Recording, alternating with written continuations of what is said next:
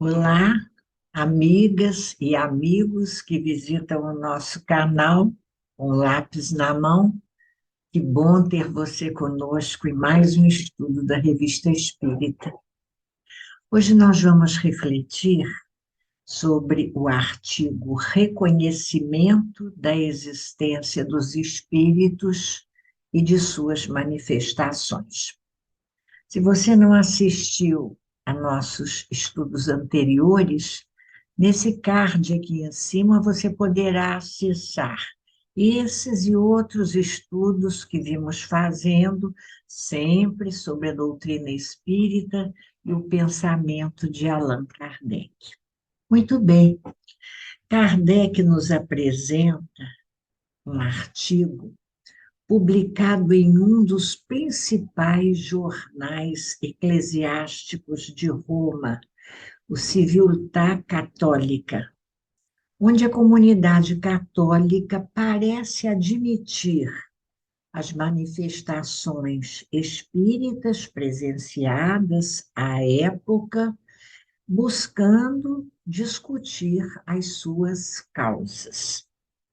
Kardec introduz o artigo para nós, comentando a dificuldade de muitos em admitir esses fatos, sejam eles incrédulos sistemáticos, adversários encarniçados da doutrina espírita, das ideias espíritas que vinham se organizando, ou mesmo aquelas pessoas desinteressadas de pesquisar com mais seriedade o fenômeno observado. Nesse sentido, diz ele, neste cenário, é muito importante para a doutrina iniciante o reconhecimento das manifestações espíritas por uma autoridade tão grave e respeitável como o Civiltà Católica, embora os articulistas tenham dificuldade em justificar o fenômeno por suas crenças e conhecimentos, se assim nós podemos nos expressar. Muito bem. Kardec publica, então, o artigo, prometendo para nós que em um próximo número ele vai fazer uma discussão dos argumentos apresentados neste artigo. Sendo assim, também nós não vamos nos adiantar em conclusões. Vamos apenas procurar expor a argumentação apresentada. Esse é um exercício difícil, muitas vezes, embora muito instigante. Esse exercício de nós acompanharmos a organização das ideias de uma outra pessoa, procurando perceber a lógica apresentada nessas ideias, sem interferirmos com as nossas objeções. Vamos tentar fazer isso. Muito bem. O principal fato a ser analisado, segundo o artigo, é o de que há uma porção de fenômenos acontecendo, fenômenos estranhos, que eles não conseguem compreender suficientemente. Alguns podem ser atribuídos a charlatanismo, simplesmente. Outros são passíveis de serem explicados pelo magnetismo, um estudo bastante presente à época, nas décadas anteriores, e esta década de 1858, do ano de 1858, que estamos tratando. Mas, dizem eles, outros existem e não se podem caracterizar dentro daquilo que se conhece e se considera vida natural, lei da natureza. Nesse caso, só podendo então serem caracterizados como fenômenos sobrenaturais. Eles dizem: como explicar o movimento dos corpos pesados, como as mesas, que se movimentam com um leve toque ou mesmo sem nenhum auxílio das mãos? E os efeitos produzidos por uma inteligência e uma vontade distinta da dos experimentadores, não explicados pela teoria do magnetismo, pelo fluido nervoso ou outros agentes magnéticos que poderiam fazer até mover os objetos, mas nunca responder de modo inteligente aos questionamentos feitos. Perguntam: existiriam causas ocultas? Existiriam forças ainda desconhecidas da natureza, demonstrando o desconhecimento do que eles chamam o pobre espírito humano? Existiriam efetivamente causas naturais que negassem uma ordem sobrenatural comandando esses fenômenos? E esse, vamos chamar a atenção de vocês, esse é o ponto crucial na análise feita, na tentativa de entenderem a causa do fenômeno. A dificuldade dos articulistas em aceitarem as manifestações espíritas como decorrentes de leis naturais até então desconhecidas. Embora já admitam a existência dos espíritos, eles não conseguem entender essas manifestações como parte das leis naturais. E divergem, nós vamos ver no raciocínio apresentado por eles, quanto à natureza e, principalmente, quanto à possibilidade de serem manifestações de espíritos a partir de leis naturais, como dissemos, sem que essas manifestações, repetindo, expressem fenômenos maravilhosos ou sobrenaturais. Vamos ver como é que eles apresentam essa ideia para nós, lendo esse trechinho aqui, na íntegra. Dizem assim: olha, apliquemos esta observação tão simples, assim, a seguinte questão: não podemos dizer até onde vão as forças da natureza. Não obstante, dando-se um fato, muitas vezes podemos, conforme seus caracteres, dizer com certeza que pertencem à ordem sobrenatural, que o fato pertence a uma ordem sobrenatural.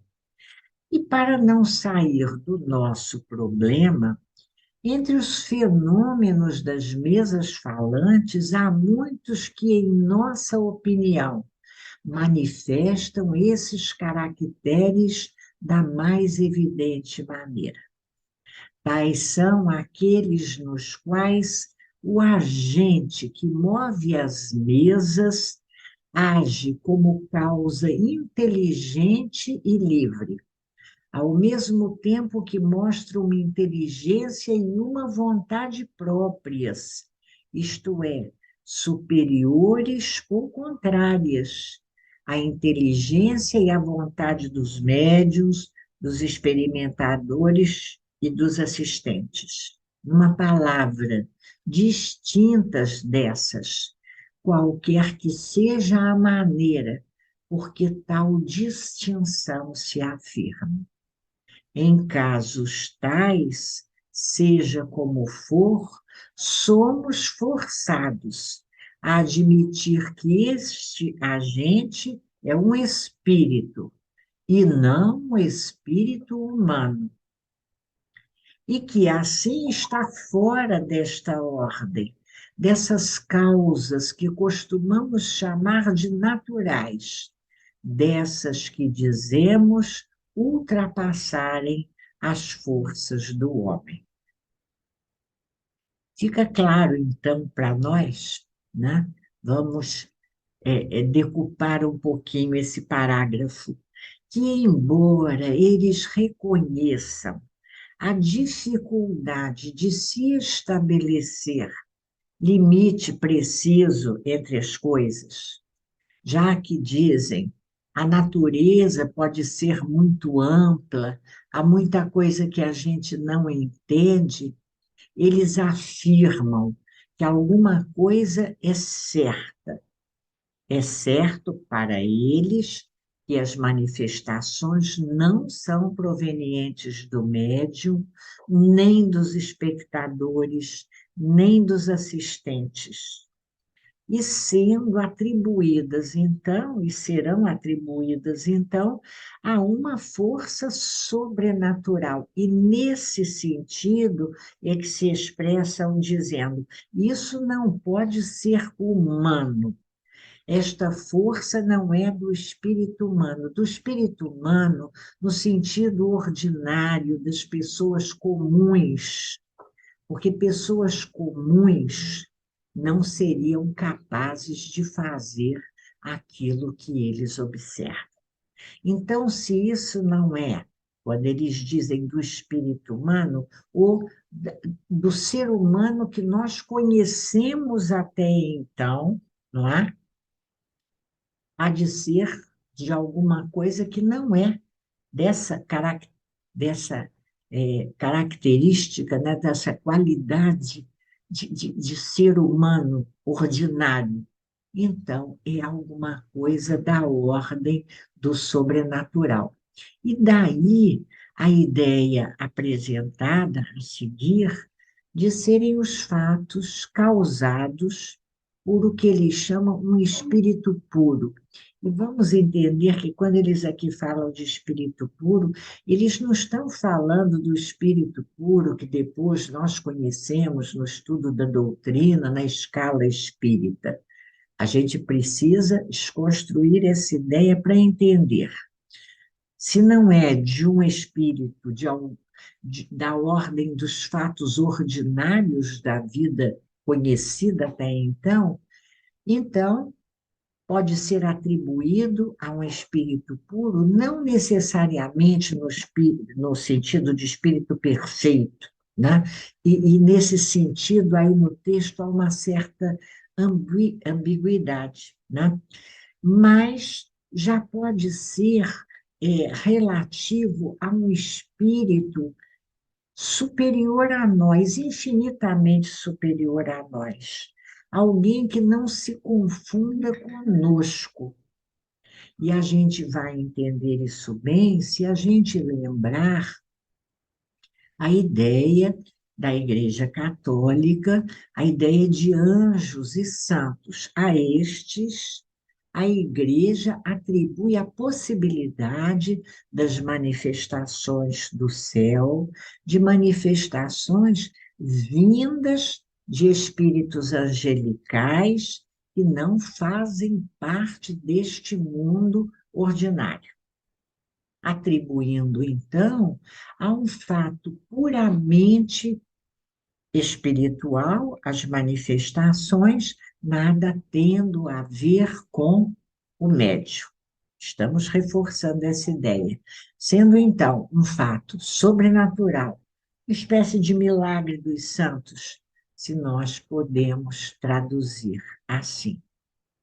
Então, é isso que eles vão dizer a seguir para nós, não é? Esse sobrenatural, com suas características específicas, mas eles vão até aí deixando ainda em aberto qualquer conclusão sobre a questão, confessando mesmo não saber ou serem capazes de concluir, né? Porque é aquele momento em que eles dizem: nós não sabemos exatamente onde acontece a passagem do natural para o sobrenatural. É quando dão o exemplo do espectro de cores do arco-íris. Onde termina uma cor, onde começa a outra, a gente não sabe. A gente sabe que vermelho é vermelho, que amarelo é amarelo, mas onde uma cor termina e a outra começa, o limite entre as cores, nós não sabemos. Da mesma maneira, não sabemos qual o limite entre o natural, o que podemos classificar como natural, e o que podemos classificar como sobrenatural. Muito bem. Indo adiante na argumentação, na tentativa de buscar elementos que esclareçam o fenômeno, eles propõem, então, aqui mais adiante, classificar em dois grandes grupos os que discutem essa questão. Dizem para nós, há aqueles que negam a existência de espíritos, ou mesmo a possibilidade dos espíritos se manifestarem, interferindo na vida humana de modo oculto ou de modo patente. Mas existem também aqueles outros de excessiva credulidade que se deixam arrastar por vãs superstições. E fazem essa classificação desses dois grandes grupos para sugerir, então, ao homem sensato, como chamam, ao cristão prudente, evitar extremos, buscando uma linha média, em uma linha média, a verdade e a virtude, uma fé prudente, que recomendará que se busquem causas de ordem natural, fugindo às ideias das causas sobrenaturais. Ainda uma vez, admitem que, para eles, as causas naturais são insuficientes para explicar os fenômenos, já que o fato de esses fenômenos serem atribuídos a espíritos indicaria uma causa sobrenatural. E sendo a causa um espírito não humano, eles vão então apresentar 4 proposições. A primeira, não há como duvidar dos fatos. A segunda, esses fatos podem se dividir em 4 categorias. Podem ser produtos de fraude, mistificações, podem ser determinados por um impulso simplesmente mecânico. Podem ser fenômenos não explicados pelas forças da natureza, sendo atribuídos, então, a uma causa sobrenatural. Podem ser fenômenos atribuídos à operação invisível de puros espíritos. Dizem que as teorias naturais conhecidas até então são insuficientes para explicar esses fenômenos, mas que, não sendo eles justificados pela ação de homens encarnados, só podem ser explicados pela ação dos espíritos, cujo caráter é para eles desconhecido. O caráter desses espíritos, eles vão e voltam na ideia, na tentativa de reconhecer como natural, mas admitindo como sobrenatural, embora não queiram admitir como sobrenatural. É isso que fica expresso no último parágrafo do artigo, quando eles dizem assim: mas como são esses espíritos, bons ou maus, anjos ou demônios? Almas felizes ou condenadas? A resposta a essa última parte do problema não pode oferecer dúvidas, por pouco que sejam considerados, de um lado, a natureza dos diversos espíritos e do outro, o caráter das suas manifestações. É isso o que nos falta mostrar ou demonstrar. Terminam na dúvida, colocando à dúvida a incapacidade de responderem às próprias questões por eles levantadas. Muito bem. Fica então para nós a curiosidade de como Kardec analisará essas considerações em um próximo momento. Nós vamos chegar lá, não é? Uma semana de cada vez. Vamos, antes de terminar, registrar aqui para vocês como subsídio complementar aos aspectos abordados. Olha, no Livro dos Médiuns, o capítulo 2º, onde Kardec apresenta para nós modos de se proceder com materialistas e incrédulos. É bastante interessante como a gente deve se comportar com materialistas e incrédulos. E também no capítulo 28 das Manifestações Espíritas, na segunda parte, do charlatanismo e do embuste, onde a questão do charlatanismo e do embuste das fraudes espíritas é analisada para nós por Kardec. Muito bem, agradecendo a você que nos acompanhou na reflexão de hoje, agradecendo a sua presença, a sua visita ao nosso canal, agradecendo a sua companhia. Nós desejamos que você tenha um dia de paz, que haja paz em seu espírito, em sua casa, em sua família, paz em sua vida.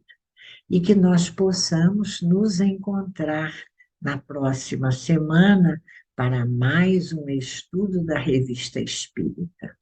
Até lá.